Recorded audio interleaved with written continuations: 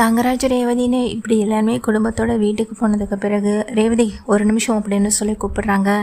என்னடா தங்கராஜ் சொன்னது போல் உன் பொண்டாட்டி ரேவதியை கூட்டிகிட்டு வந்துட்ட போலன்னு சொல்லிட்டு அவங்க அம்மா சொல்லும்போது ஆமாம் ஆமாம் அப்படின்னு சொல்லிட்டு இருக்கும்போதே இனிமேலாச்சும் வீட்டில் சண்டை போடாமல் ஒன்று பொண்ணா இருங்கன்னு சொல்லிட்டு அங்கே இளவரசியை தூக்கிக்கிட்டு அவங்க பாட்டி உள்ளே போகவும் செய்கிறாங்க. தரணியும் அவங்க ஹாலில் வந்து உட்கார நீ என்ன பண்ணுற, எனக்கு போய் நல்ல ஒரு ஆம்லேட்டாக போட்டு எடுத்துகிட்டு வான்னு சொல்ல சரிங்க அப்படின்னு சொல்லிட்டு இங்கே ரேவதி உள்ளே போகிறாங்க. அப்போ கொஞ்ச நேரத்தில் டேய் தரணி நீ போய் தூங்கலையா அப்படின்னு சொல்லும்போது இதோ போகிறேன்ப்பா, நான் இளவரசி கூட கொஞ்சம் நேரம் விளையாடிட்டு அதுக்கப்புறம் தூங்குறப்பான்னு சொல்லிட்டு அங்கேருந்து தரணி கிளம்பி போயிடுறாங்க. இங்கே ஏற்கனவே செம்ம கோவத்தில் இருக்காங்க இல்லையா இங்கே தங்கராஜ், அதனால் அவரை வந்துட்டு குடிக்கவும் ஆரம்பிச்சிடறாரு. குடிச்சிட்டே இருக்காரு, ரொம்ப நேரமாக குடிக்கிறாரு, நல்ல போதை ஆகிடுது. அந்த சமயத்தில் தான் அங்கே ரேவதியும் என்னங்கங்க அப்படின்னு கொண்டு வந்து ஆம்லேட்டை கொண்டு வந்து வைக்கவும் செய்கிறாங்க. இங்கே உட்காரு அப்படின்னு சொல்லும்போது பக்கத்துலேயே இங்கே உட்காரவும் செய்கிறாங்க.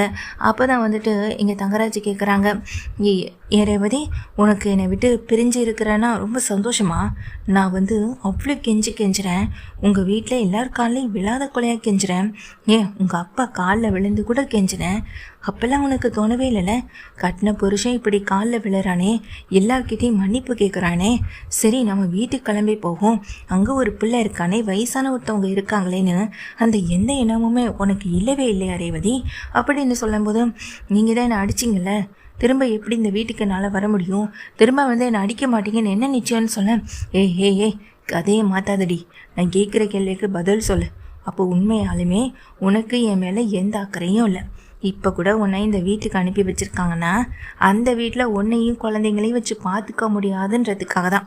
இல்லைனா எதுக்காக உன்னை ஏன் கூட அனுப்பி வைக்க போகிறாங்க? வீட்டில் வசதி வாய்ப்புன்னு இருக்குது, நம்ம பொண்ணு அங்கே போனால் எப்படினாலும் வாழ்ந்துப்பா, அதான் உங்கள் அம்மாவும் அப்பாவும் நினச்சிருக்காங்க. அதான் உடனே நான் கேட்டதுமே யோசிக்காமல் கொஞ்சம் யோசிக்கிற மாதிரி இங்கே நடிச்சுட்டு உன்னை அனுப்பி வச்சுட்டாங்க.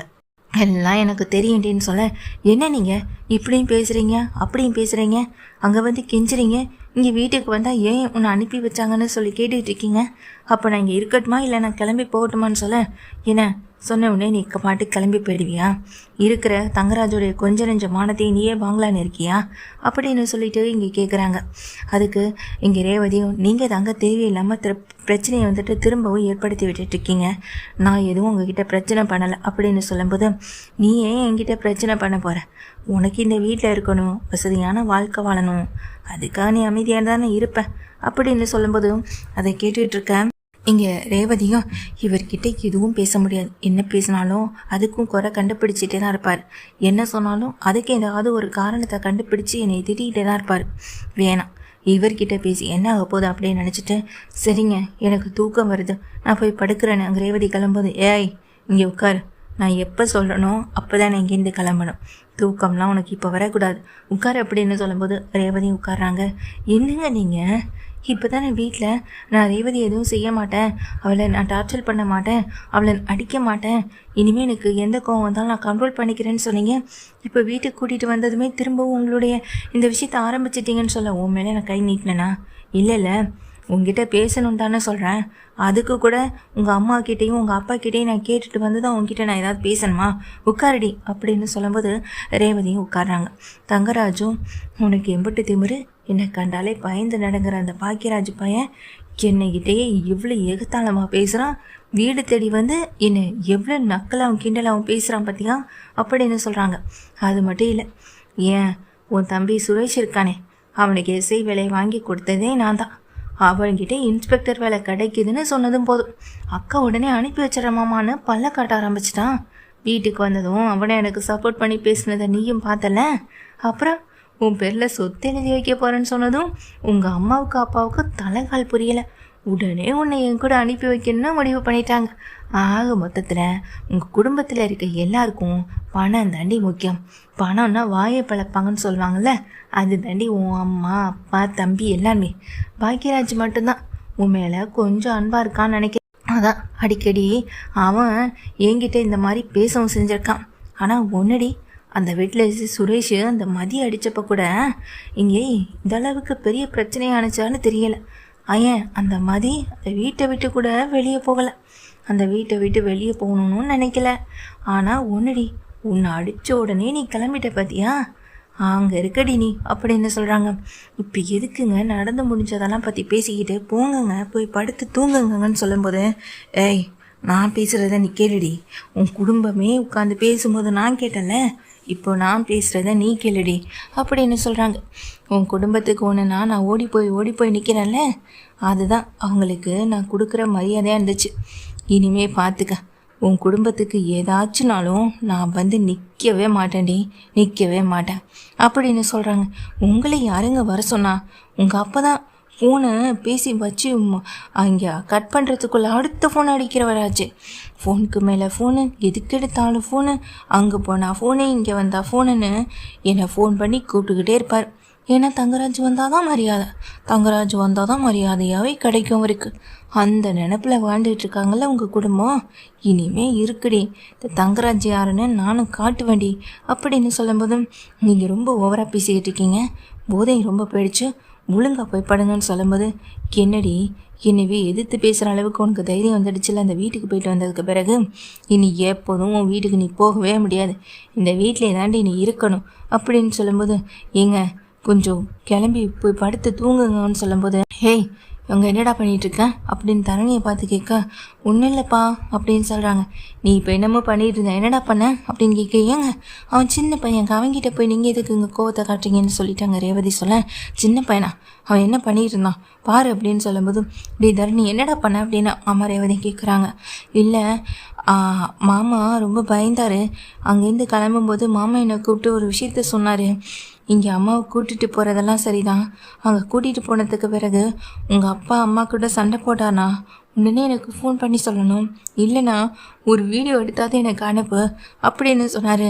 அதான் அப்பாவும் உங்ககிட்ட சண்டை தானே போட்டார், அதான் வீடியோ எடுத்து எங்கள் பாக்யராஜ் மாமாவுக்கு அனுப்பிவிட்டேன் அப்படின்னு தரணி சொல்லும்போது, அதை கேட்டதுக்கு பிறகு எங்கள் தங்கராஜ் அப்படியே ஷாக் ஆகி போகிறாங்க. அது மட்டும் இல்லாமல் அந்த வீட்டில் எல்லாருமே இந்த வீடியோவை பார்த்து, மாப்பிள்ளையா இப்படி பேசினாரு, மாப்பிள்ளையை நம்மளை இப்படி அவமானப்படுத்தி பேசுகிறாரு, மாப்பிள்ளை என்னெல்லாம் பேசியிருக்கார் பார்த்தீங்களான்னு இங்கே புலம்பாத குறை தான். இங்கே ரொம்ப புலம்பி தள்ளிக்கிட்டு இருக்காங்க ராஜலக்ஷ்மியும். ராகவனுக்கும் பெரிய அதிர்ச்சியாக இருக்குது. இதுக்கு தான் நான் அப்போவே சொன்னேன், ரேவதியை அந்த ஆளு கூட அனுப்ப வேண்டாம். இப்போ அதை பார்த்து தெரிஞ்சுக்கிட்டீங்களா அந்த ஆள் எப்படின்னு, நம்மளை பற்றி எவ்வளோ மோசமாக பேசிக்கிட்டு இருக்கான் பார்த்தீங்களா? ரேவதியால் எப்படி நமக்கு சப்போர்ட் பண்ணி பேச முடியும்? பேசினா அவர் அடிக்க தானே செய்வார் அப்படின்னு சொல்லிட்டு அங்கே பாக்யராஜ் சொல்கிறாங்க. இதை கேட்ட உடனேயே இங்கே ராகவனும் ராஜலக்ஷ்மியை வாயடைச்சு போய் நிற்க, இங்கே சுரேஷும் வந்துட்டு இப்போ அப்படியே அமைதியாக நிற்கிறாங்க. அப்போ தான் பாக்யராஜ் சொல்கிறாங்க, இப்போவாது உன் மாமா யார் எப்படிப்பட்டவன்னு தெரிஞ்சுக்கடா, உனக்கு வேலை வாங்கி கொடுத்ததெல்லாம் இல்லை நம்ம மச்சானுக்கு வேலை கிடைக்கணுமேனு சந்தோஷத்துக்காக கிடையாது, உன்னை வச்சு அவருடைய தேவையை போக்கிக்கணுன்றதுக்காக தான். நீ எஸ்ஐயாந்தேனா அவருக்கு வர பிரச்சனைகள் ஓ மூலமாக ஏதாவது சரி பண்ணிக்கலாம் அப்படின்றதுக்காக மட்டும்தான் ஒன்று ஆக்கியிருக்காரு. அதை முதல்ல ஞாபகம் வச்சுக்கோ.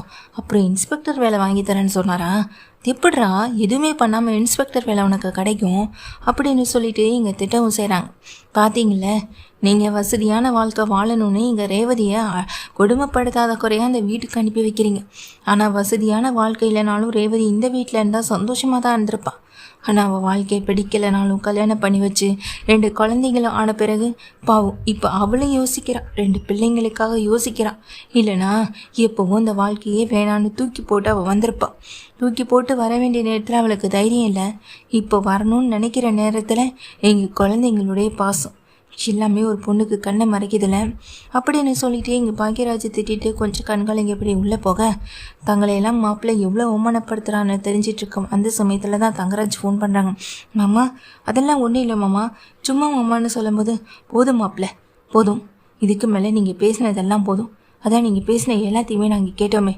இப்படி எங்களுக்கு முன்னாடி ஒரு நடிப்பு நடிச்சுட்டு எங்களுக்கு பின்னாடி போய் நீங்கள் எங்களை பற்றி இப்படிலாம் பேசுவீங்கன்னு நாங்கள் நினைக்க கூட இல்லை. வேணாம் மாப்பிள்ளை, நீங்கள் இதுக்கு எந்த தெளிவையும் கொடுக்க வேண்டாம், எந்த விளக்கத்தையும் கொடுக்க வேண்டாம், வைங்க மாப்பிள்ளை ஃபோனுன்னு எங்கே ராகவன் தங்கராஜ் முகத்தில் அடிக்கிற மாதிரி பேசிட்டு ஃபோனை கட் பண்ணிடுறாங்க. தங்கராஜுக்கோ பெரிய ஒரு செருப்படி அவமானமாக தான் போயிடுது. இப்படி தரணி மூலமாக அவங்க பையன் மூலமாகவே கிடச்சிது, இப்படி அவங்க பையன் தரணி மூலமாகவே கிடச்சதை நினச்சி.